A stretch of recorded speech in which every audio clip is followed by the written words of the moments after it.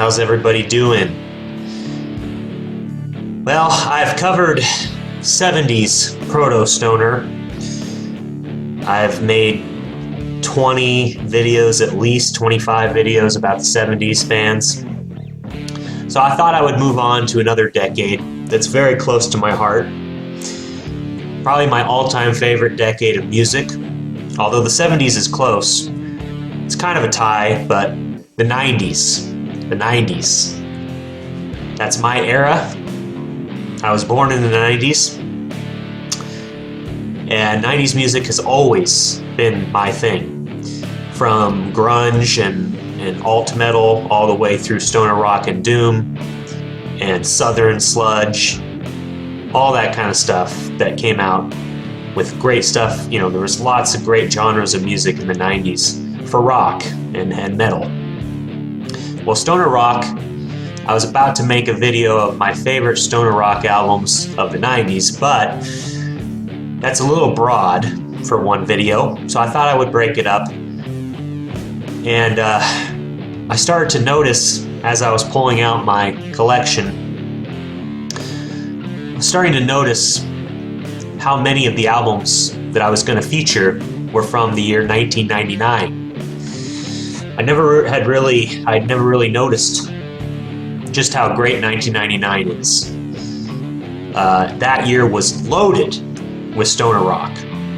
Stoner rock releases just out the ass. I have a handful of them here. I have this one, Blind Dog, The Last Adventures of Captain Dog, which, although it technically wasn't released in the United States in 1999, it was recorded in 1999, so it counts. Another one that was recorded in 1999, Periscope by Color Haze. Now, this was technically re-recorded in 2001, the vocals were, but the music, I believe, was still recorded in 1999. So I'll count it as a 1999 album, even though the vocals were re-recorded later on. You have this one, Las Nadas. Their most popular, most hailed album. I don't even know how to pronounce it. Ciudad de Braham. I don't know how to pronounce that. I'm sorry if I butchered that. South American stoner, probably the best South American stoner band, certainly from the 90s. They released this in 1999. And of course, you have Brant Bjork, one of my personal favorites, Jalamanta. This is the Man's Ruin version. It has the more famous art on the back. I really like that artwork right there. I couldn't find the CD with that as the cover art, but yeah, this year was loaded, and that's not even all of them.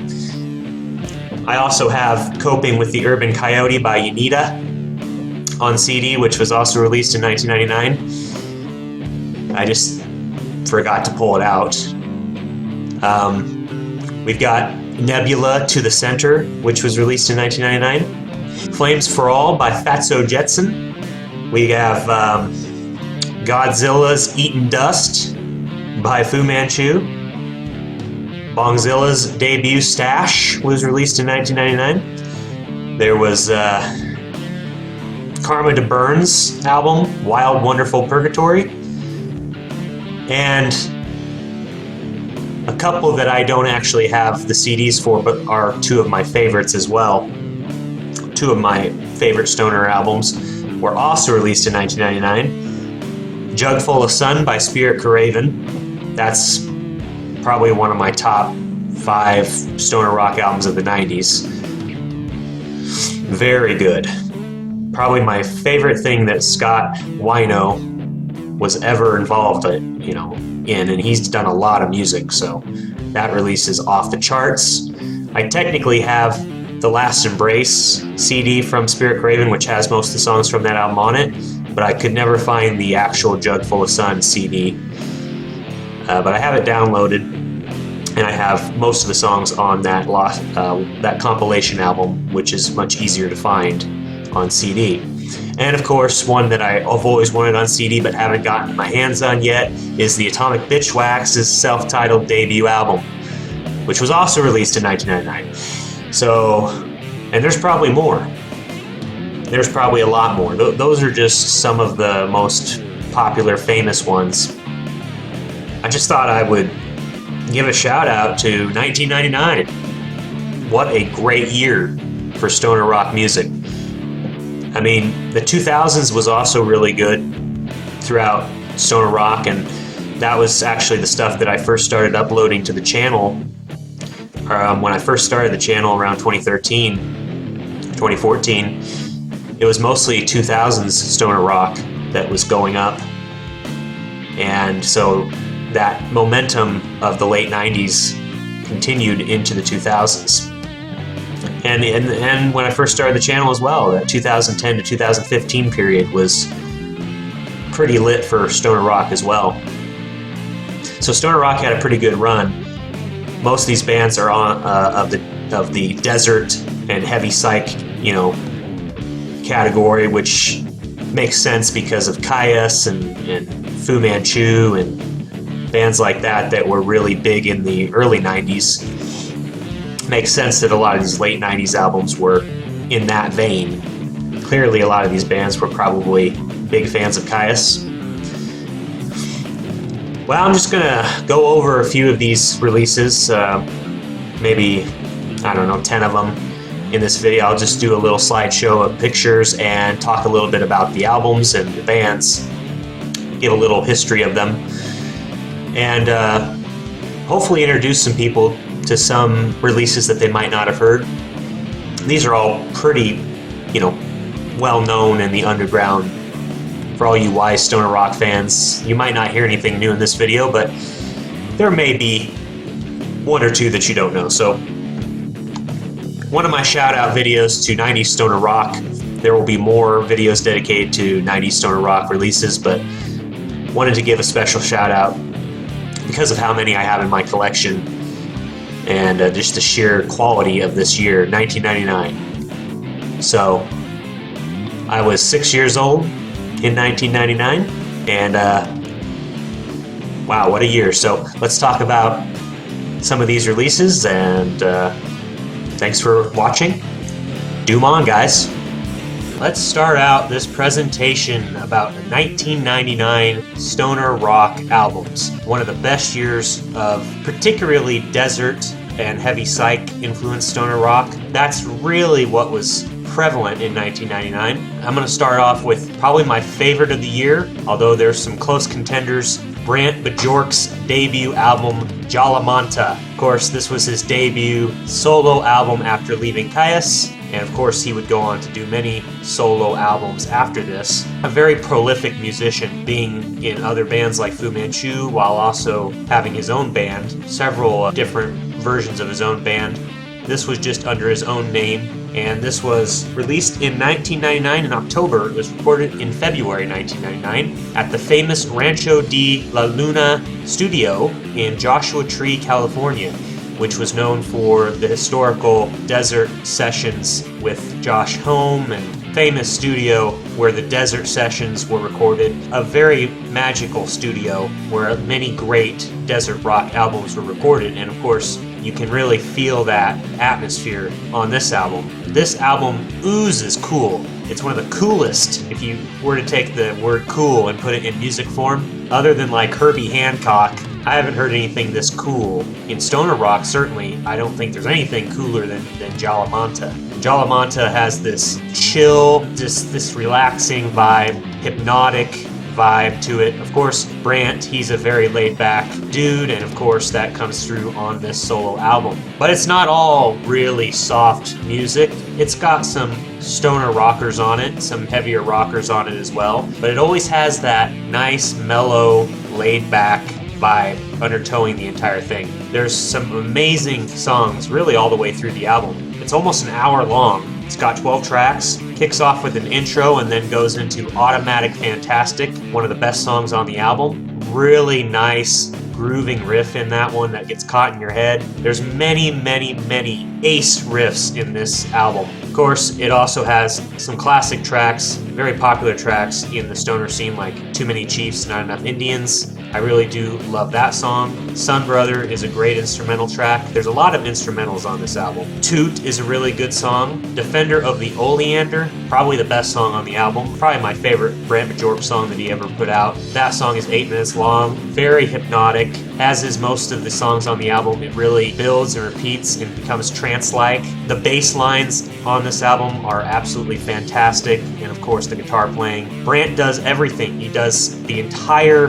gamut. Drums, guitar, bass, everything, vocals. This is totally his album, and I just think that that is badass. So if you ever needed proof that Brant was probably the best member of Kyuss, you know, Queens of the Stone Age is okay and everything, but man, I would take this album over every Queens of the Stone Age album. Melodic, hypnotic, just fantastic. Low Desert Punk, I have to point out that that song has one of the most vicious, heavy recording, mastering bass lines. If you put that on and you have a good stereo system, boy, that's gonna blow your hair back. Proving that Brant is not just all about mellowing out and boring you to death with a bunch of laid back, soft, wimpy stuff. No, put on Low Desert Punk and you'll see, boy, it gets heavy and it really tests your speakers. Of course, this album sounds great with headphones as well. It's one of those great headphone albums. So it was put out by Man's Ruin Records and was re-released on Duna Records, his own label. And then also he put it out again on Heavy Psych Sounds. Of course, we all know them. They are putting out many albums, and I've worked with them for many years. They remixed and remastered the album and put it out again recently. I'm going to read my review that I wrote of this album in my Facebook group back in 2019. One of those perfect summer albums. If you're a Kyuss fan and haven't bothered to check out Brant Bjork's solo work, shame on you. Jalamanta was his first solo release after leaving Kyuss, and it's still his masterpiece. This is one of the coolest sounding records since Hendrix roamed. The vibes and atmosphere on Jalamanta is incredible. Laid back and chill. Not too many albums capture that highway through the desert feel quite like this one. This thing just jams from start to finish. I can't sing its praises enough. It made Brant my permanent favorite desert rock musician. I mean, he did literally everything on this one. He played all the instruments. He sang. It's mind-blowing musical talent. True solo album, and probably my all-time favorite one. So check this one out. Don't disappoint this Modfather. Next, I'm going to talk about the second of one of my all-time favorites from the same year, 1999, Spiritcarven, Jug Full of Sun, their debut album. This was the first project after the breakup of The Obsessed by Scott Wino, the famous guitarist and singer from St. Vitus. Good old Wino, very famous musician in stoner rock and doom. This was his band after The Obsessed broke up. Of course, he had Dave Sherman on bass and Gary Ism on drums. Of course, Dave Sherman's a very famous bass player who would start bands after this, like Earthride. A lot of talent on this project, and Jug Full of Sun, it's their first album. They only had 2 albums, one in 1999 and then one in 2001 called Elusive Truth, but it's really Jug Full of Sun that deserves the most attention. An absolutely beautiful album. A very heavy album, lots of heavy fuzzed out riffs. If you're into the heavy psych and doom type vibes underneath of it all, I mean, it kind of has a real heavy doom vibe underneath, of course, I think coming from, you know, St. Vitus and The Obsessed. So it has the heavy doom vibes, but it's mostly like stoner, heavy psych, lots of flourishing of melodic guitars and heavy psych and wah. So it's like if Jimi Hendrix or somebody like that decided to play doom type music. Just fantastic doom-laden guitar work and this nice biker rock type of atmosphere, of course, with Wino. That's always the case. It's a blistering album. It has some fast songs that were recorded for The Obsessed, like Power Time and Kill Ugly Naked. And of course, some really nice, slow, brooding, doom type songs as well, like Cosmic Artifact, Dead Love, Jug Full of Sun, probably my favorite song on the album. It's like the centerpiece of the album. It's a real masterpiece. That song is just crawling and just so hypnotic. Of course, Fang is another fantastic, hypnotic, heavy song. They go heavy on a lot of the songs on this album. Melancholy Grays is amazing as well. Sea Legs. The riffs on these songs are just so catchy. Of course, Wino sounds great, fits the album really well. I really love every song on the album. Can't sing the praises of the album enough. It's absolutely awesome. Not sure if everyone knows this album because there's so many projects that the guys involved have been in. You know, there's so many albums that they've played on. I mean, Scott Wino has been so busy his entire life playing on, it seems like, infinite albums, infinite projects. Just, he's everywhere. So, you know, something like this could get lost in the large array of albums that he's worked on. I don't want this album to get missed by anybody. I don't want it to be looked over or forgotten by anybody in the stoner fan base. You have to hear it. Go check out Jug Full of Sun. Of course, we can't forget about Color Haze, obviously one of my all-time favorite stoner heavy psych bands, certainly of the modern era. They really hit their peak in the 2000s, and they released their third album, which was called Periscope, in 1999. It actually was originally released and recorded in 1999. The vocal work was re-recorded in 2001 and remastered and everything, and that's the versions that are available now. But the music was actually still recorded in 1999. It's just the vocals that were re-recorded. So I do count this as a 1999 release. It was recorded in late 1999 in October. Color Haze, obviously the project of the fantastic Stefan Koglek, who founded Electro Hash Records, which is one of my all-time favorite stoner rock labels, and it was really one of the big ones that helped me get Smod started 10 years ago. I was putting out a lot of their records on YouTube. I had uploaded all the Color Haze albums and a lot of the stuff that they had put out. They had put out countless great records. So if you need a starting place for like heavy psych, go check out Electro Hash Records. Go check out all their old releases from the 2000s. Just a masterful label. Of course, Periscope, their third album, was really the first album where they really found that Color Haze sound that we all knew and loved on their 2000s releases. It was really where they hit their stride. Really turned into that masterful heavy psych, just beautiful instrumental passages, lengthy tracks, really great mix of heavy but also mellow and melodic riffing. Stefan sounds great on vocals as well. He does a really good job singing. Always Me kicks off the album, a nice heavy track. Antenna, track number 2, is a 9-minute epic, slower track that builds. It's those typical Color Haze songs that are lengthy and they take a while to build up and have some beautiful guitar playing in them. Antenna has this just beautiful intro to it that I just love. Just gets caught in my head and gives me goosebumps. Sun is probably my favorite song on the album. Almost 9 minutes long. It's a nice stoner epic with some beautiful guitar playing, but it's a little heavier. Has a nice chorus in it. Really builds and builds beautiful work on Sun. And it makes you feel very powerful when you listen to it. The album closes with the two-parter Periscope and Periscope Return, which is 12 minutes combined. It's 2 instrumental tracks that are very, very gorgeous. The guitar playing in them. Color Haze does instrumental tracks really, really well. To this day, Periscope remains one of my all-time favorite Color Haze albums. They really put out a great stretch of albums following this one, like CO2, and of course their masterpiece Sounds de Krauts in 2003. Periscope remains one of their top 3 albums, so if you haven't heard Periscope, please go check it out. After 3 amazing records, you're probably wondering, what the hell else could 1999 possibly have to offer? Well, it's got more. Los Nadas, one of the best South American bands of all time for stoner rock, for sure. They're from Argentina, and this was their second album. It was on Man's Ruin Records, the fantastic Man's Ruin, and it was actually produced by Dale Crover of Melvins. So it had a magic touch of the Melvins drummer on it. And boy, this album is absolutely amazing. I really like Del Mar, their debut album from the previous year, 1998 as well. The first 2 Los Nadas albums are by far their best albums and just have a magic desert feel to them and a magic psychedelic trip to them. None of the other albums featured quite that much great atmosphere and a great feel for heavy psych that those 2 albums did. And I can definitely understand why most people consider this album their all-time best work. I especially like the first half of the album. Carl Sagan,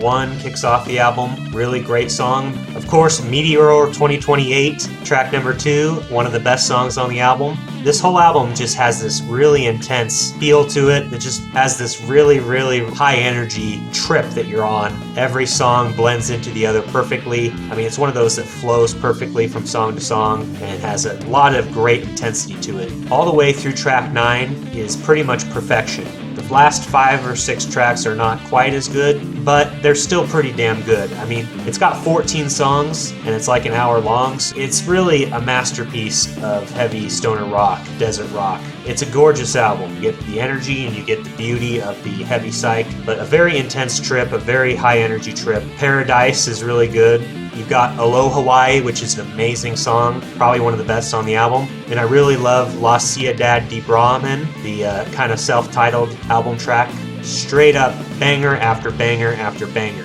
I'll read my review that I wrote of the album. I wrote this review back in 2020. This one is a classic from one of South America's all-time best, the mighty and legendary Los Natas. Their second album, and many say their masterwork, is rattling my speakers today. Ciudad de Brahman was released in 1999 and was the follow-up to their debut Del Mar. That one is also a must-have classic in desert rock. While Del Mar was mostly pure Caius worship, Ciudad sees them evolve into their own legacy. It's amazing progress from their debut the year before. This is one groove-heavy psychedelic journey from beginning to end. Fantastic energy and infectious riffs that will get stuck in your brain for days. If you're a serious stoner rock fan, these are the records you need right here. Don't be a fool, check out Los Natas today. I'm sure most of you know them, but if you don't, definitely check out at least their first 2 albums. Of course, I would be remiss if I didn't talk about the Atomic Bitch Wax, which is a fantastic stoner rock outfit that was formed in 1992 by the bassist and singer Chris Kosnick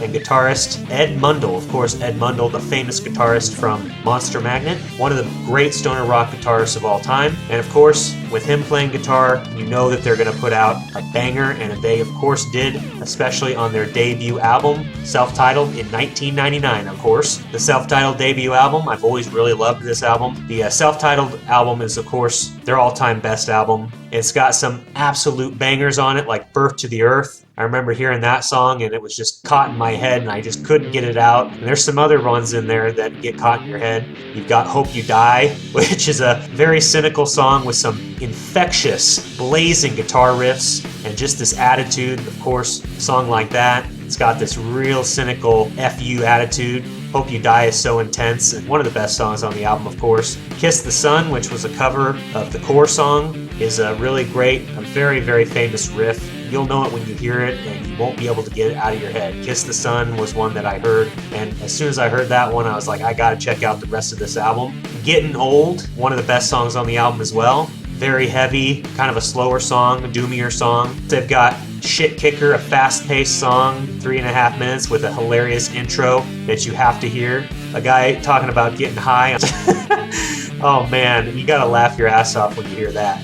Shit Kicker is like the fastest song on the album, real intense. And it closes with The Formula, and The Formula is an instrumental track, and it's one of my favorite instrumental stoner tracks of all time. 10 minutes long. Oh my god, that one, the riffs. It goes really crazy. There's some solos in it. They just really give me goosebumps. Builds and builds and builds. And it doesn't even need vocals. It just says everything with the riffs and just an instrumental journey that you have to hear. The Formula, if that doesn't sell you on Atomic Bitch Wax, nothing will. I like it just as much as Monster Magnet, so go check out their self-titled album, another masterpiece from 1999. I've got some honorable mentions I can talk about real quick. Coping with the Urban Coyote by Unita, the great project of John Garcia, the singer of Caius. His debut release under Unita. Another one on Man's Ruins Records. A really great bluesy, gritty, stoner desert rock album. It's got the song that I always remember from it called You Wish, which is 9 minutes long. And it's just this amazing, atmospheric,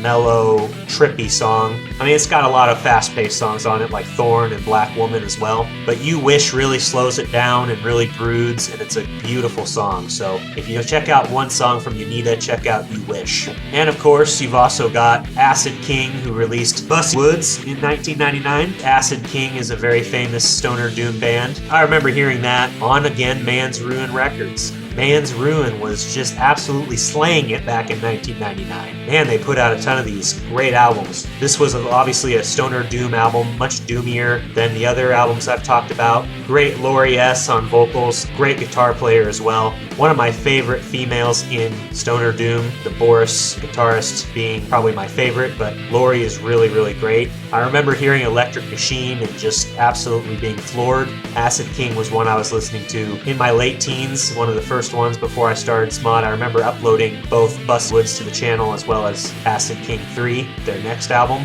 So this was their second album, and it's a great, great album. There's more, but this is all I'm going to talk about today. Got to keep it a little bit short here, but I hope you found some great albums. If you haven't heard some of these, check them out. Respect to 1999, an amazing year for stoner rock. Thanks for listening. I'll talk to you soon. Doom on.